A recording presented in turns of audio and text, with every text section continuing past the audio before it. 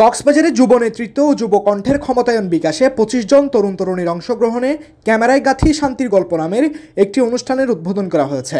সোমবার বিকেলে শহরের একটি হোটেলের সম্মেলন কক্ষে কানাডিয়ান হাইকমিশনের সহযোগিতায় ও ফিল্ম ফর পিচ ফাউন্ডেশনের আয়োজনে ৭ মাসব্যাপী এ ফেলোশিপের উদ্বোধন করা হয়। উদ্বোধনী অনুষ্ঠানে প্রধান অতিথি হিসেবে উপস্থিত ছিলেন কক্সবাজারের জেলা প্রশাসক মোহাম্মদ সালাউদ্দিন। এ সময় তিনি বলেন, তরুণরা নিজ নিজ আইডিয়া ক্রিয়েটিভ কন্টেন্টের মাধ্যমে তৈরি করতে পারে।